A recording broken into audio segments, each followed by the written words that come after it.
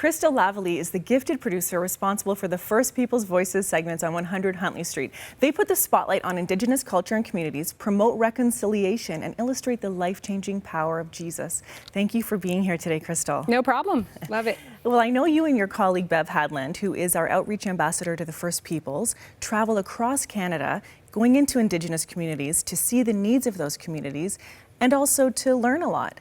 And I know some of your friends are here today. They are. Hey, ladies.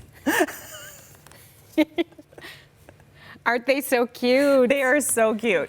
Now, I know these young ladies are here as part of a scholarship program that you have started, and I know it's named after David Maines and Bill Prankard. And I was just wondering if you could just tell me a little more about that program and why it's important. So two of those guys are giants in the faith, meaning that they did extensive work in Indigenous communities, not just across Canada, up in Nunavut, which is part of Canada, I know, but we wanted to leave in honor of their legacy. We wanted to bring in Indigenous youth to be a part of this wonderful world called production. So come and get immersed in the chaos of in-studio life, interviewing, storytelling, camera work, editing, all the behind the scenes. So it's just a lot of fun. Now, I know this is your third year running the program, so we've had about 4 students come through. And no, we've had seven students. We've had 7 students come through to date. 3 years ago we did this, and then 4 this week, and we're just having a blast. And now, do you see some common themes in the lives of your students? We do. A lot of them have told us personally that there's a lot of hopelessness because they're on remote communities, so they can't see life beyond the reserve. So Jelena Three Fingers is one of those young girls, and she shares some of her struggles. So why don't we take a look at this? I grew up in a toxic environment. There was alcoholism and a lot of strangers that I didn't know in the house. I didn't feel safe growing up. When I was younger, my siblings and I went into foster care. Scary being in a different home with a lot of different people. I remember not seeing my siblings or mom for a long time. I didn't think I was capable of being loved because it felt like they never paid attention to me. I felt like I was a burden.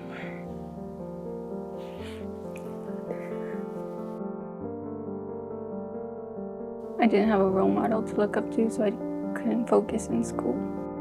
In foster care, I felt very apart from the family. I had no one to talk to. There's so many others like me who've gone through the same thing.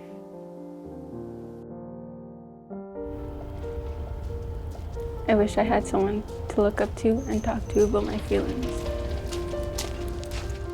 Wow, what a powerful piece. So much going on in Jelena's life. Yeah. With the scholarship program, that you're working on and working on with these children and young people, actually, do you find that it is making a difference for seeking reconciliation? It's making a difference for having voices heard? Yeah. Absolutely. I mean, the girls come, they get to experience what life is like here down in the big city. But then we also, as a staff and as a community, we learn so much from them as well. And the mentorship program is just an opportunity for them to come alive and get ignited with excitement. And Jelena, she tells about her experience when she came back from the mentorship program, how it impacted her. So take a look. So some of the challenges in our area here for Indigenous youth, again, is like addictions, homelessness.